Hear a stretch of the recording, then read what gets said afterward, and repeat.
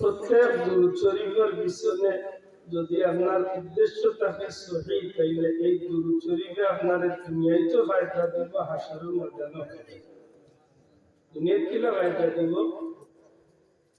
কলবের ভিতরে আল্লাহ নূর পয়দা করবে। সুবহানাল্লাহ। কলব শব্দটা একবার বলতে দেন।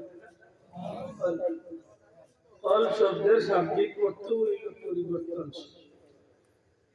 কলব নামক যে জিনিসটা নবীজি ফরমায়, আদম সন্তানের বডির মাঝে একটা জায়গা আছে, একটা গোশতের টুকরা আছে, যদি এই গোশতের টুকরা পবিত্র থাকে গোটা শরীর পবিত্র, যদি এই গোশতের টুকরা অপবিত্র হয়ে যায় সারাটা শরীর অপবিত্র। আল্লাহ ওহিয়াল খান বালওয়ার স্তনের নিচে, এটা হইল মানব বডির রাজধানী।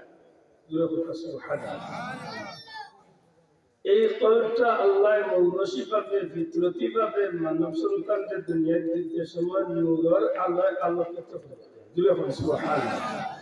কিন্তু গুনার কারণে এই কলবের ভিতরে দাঙ্গার লাগে, দাগ পড়ে, এক সময় দাগ হইতে হইতে জায়গাটা সিয়া হয়ে যায়, খানা হয়ে যায়। আল্লাহর কোন মকবুল বান্দার বান্দা দিয়া জিকির করলে অথবা কুরআন শরীফ তিলাওয়াত করলে অথবা দুরূদ শরীফ পড়লে আল্লাহ কলবের দাঙ্গা দূর করিয়া আবার নূর পয়দা করে। তবে দুরূদ শরীফটা শুদ্ধ হইতে, আল্লাহর ওয়াস্তে হোক, দুরূদ শরীফ কি হইতে মহব্বতে পড়তে। যদি শুদ্ধ হয় এতে যে কোনো দুরূদ হবে। আল্লাহুম্মা সাল্লি আলা মুহাম্মদ, আলহামদুলিল্লাহ, সাল্লাল্লাহু আলা মুহাম্মদ, আলহামদুলিল্লাহ।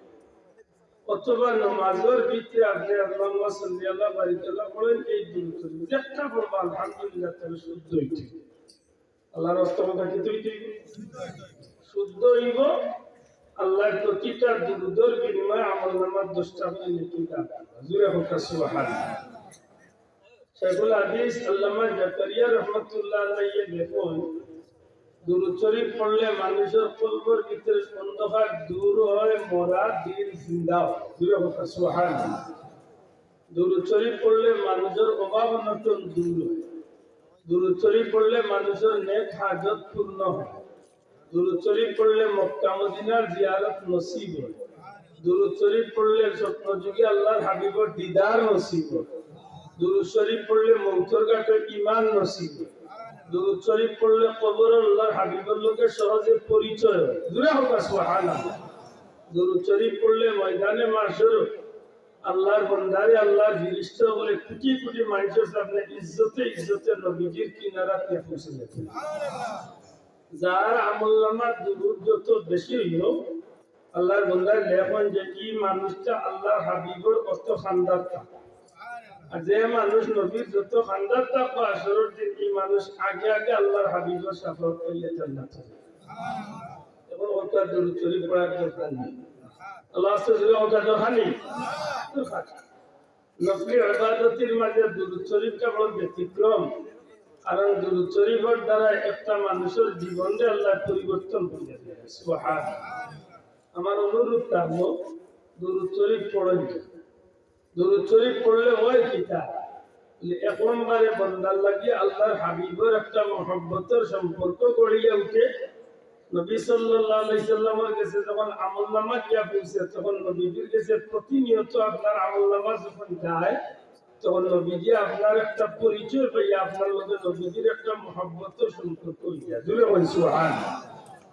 এর কাছে হতাল আছে শাইখুল হাদিস আল্লামা জাকারিয়া ভাই, আমারই সাথে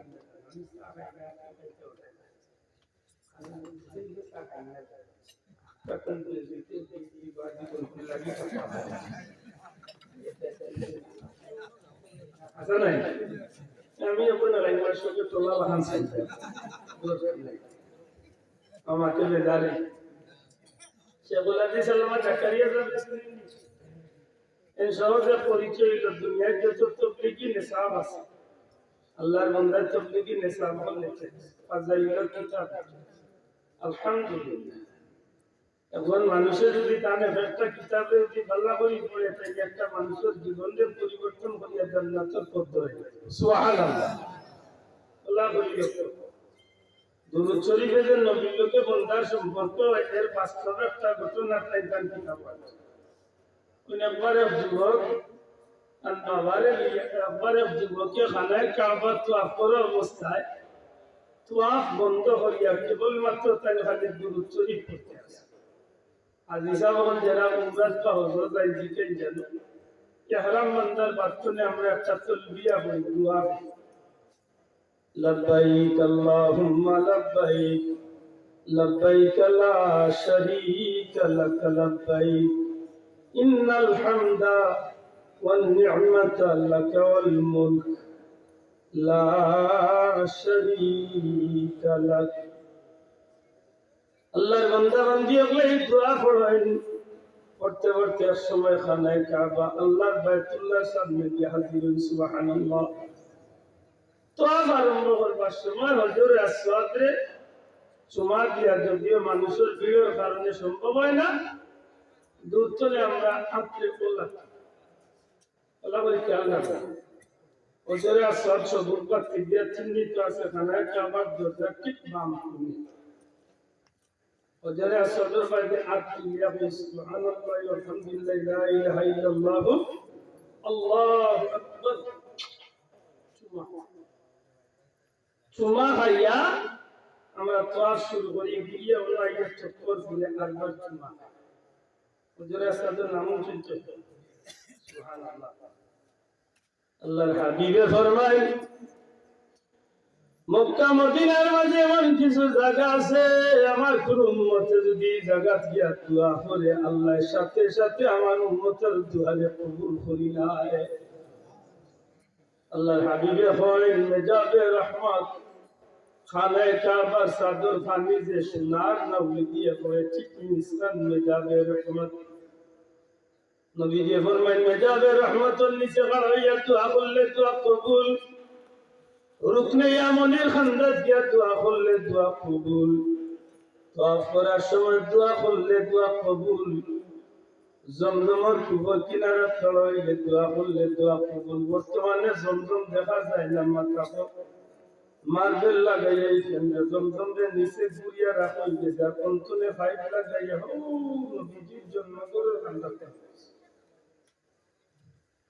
নবীজি ফরমায় সফা পাহাড় গিয়া দোয়া করলে দোয়া কবুল, মারওয়াত গিয়া দোয়া করলে দোয়া কবুল, দৌড়িবার সময় দোয়া করলে দোয়া কবুল। খালি দোয়া কবুল নাই রে ভাই, আল্লাহর হাবিবে ফরমায় হজরে আসওয়াদে যদি আমার কোন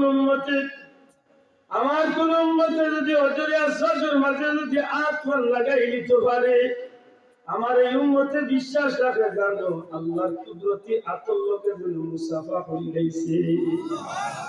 আমার কোন উম্মতে যদি হজরে আসওয়াদে টুট লাগাইয়া চুমা খাইলাই আমার এই উম্মতে যেন আল্লাহর কুদরতি ডাইনাতর মাঝে চুমা খাইলাইছে। এই পাথরে মানুষের চুম্বকের মতো গুনাহ চুষিয়া লইয়া যায়।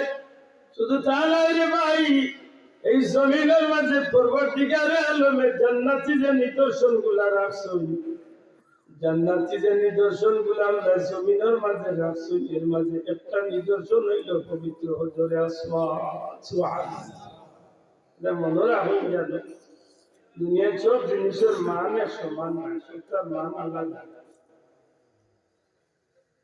আমার ভাই হল বন্ধু হল হযরতে জাকারিয়া সাহেব কইন আমি দেখছেন মানুষ একটা যুবক দেখা যায় তোয়াফ করার সময় বিভিন্ন দোয়া আছে, রুকনে ইয়ামানি চলে হজরে আসওয়াদ রাইবার আগে আগে আমরা একটা দোয়া বেশি বেশি পড়ি, রব্বানা আতিনা ফিদ দুনিয়া হাসানা ওয়া ফিল আখিরাতি হাসানাতাও ওয়া কিনা আযাবান নার। বিভিন্ন দোয়া আমরা পড়ি। বিশেষ করে আল্লাহর বান্দা জাকারিয়া সাহেব হলেন পৃথিবীর মানুষ, বিশ্ববিখ্যাত আল্লাহর ওলি হযরত নোমান শিবলি রাহমাতুল্লাহ আলাইহি তোয়াফ করা হঠাৎ করে তার লক্ষ্য হইল এটা যুবকে সব দোয়া বাদ দিয়া খালি তোয়াফের সময় সব ধরনের দোয়া বাদ দিয়া কেবলমাত্র দুরূদ শরীফ পড়ি খালি সময় পাস করে। দুরুদ পড়িয়া খালি চক্কর দিও তুমি অন্য দোয়া পাও না না তো তোমার মাঝে একটা তিনি দোয়া বাদ দিয়া খালি দুরুদ ও আল্লাহর বন্দার দোয়া করে হুজুর দুরুদের মাঝে যে ফায়দা পাইছি তুমি আর কোন অন্য দোয়া কিন্তু ফায়দা পাইছি বলি বকর সুবহান হায় রে আমরা সব আল্লাহর জিনিসের মাঝে বলাই যাই ইদানিং তো দুরুদের মাঝে তো বেজার জিকির ও বেজার মাতুন না তিলাওয়াত ও বেজার তামাতিব খালি মাইলাই সব তার দুই নম্বর আল্লাহর লিখনবা যুবক দুরুদের মাঝে তো ফায়দা কিতা পাইলা যে তুমি সব দোয়া বাদ দিয়া খালি দুরুদ পড়ো এই যুবকে উঠিয়া হইল হুজুর দয়া করে যদি একটু সময় দেই তাই আমি কই কিতা ফায়দা পাইছি আমার বাড়ি ইরাক আমার বাবার লিয়ে এক সময় আমি পায়ে হাঁটিয়া রওনা দিছি যাইতাম কিন্তু ইরাকের এক ময়দানে আমার মাঝে রাইতে গেছে আমরা তাবু গাড়িয়া তাহার লাগে চিন্তা করলাম হঠাৎ করে আমার বাবার শরীর খারাপ হয়ে গেল কঠিন জ্বর উঠে গেছে পটে আমার বাবা এই ময়দানের মাঝে তাবুর মাঝে মুসাফিরের হালতে আমার বাবার ইন্তেকাল হয়ে গেল এত বড় বিপদ মানে মুসাফির আরবিতে একটা প্রবাদ আছে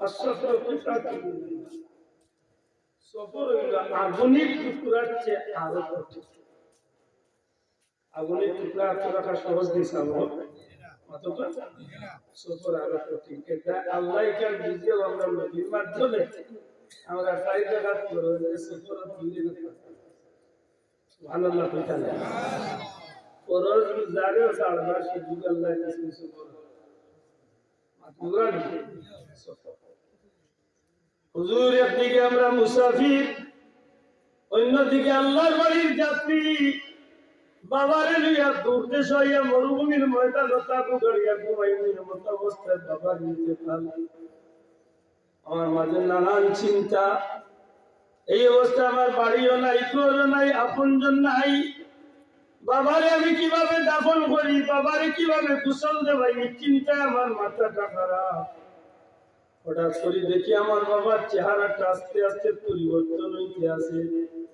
বাবার চেহারাটা বড় সুন্দর আছে কিন্তু ইন্তেকালের মাধ্যমে দেখি আমার বাবার চেহারাটা আস্তে আস্তে বদলিতে খারাপ হইতে নাউজুবিল্লাহ শুকরের চেয়ে আরো বেশি খারাপ হয়ে গেছে এত খারাপ বিশ্রী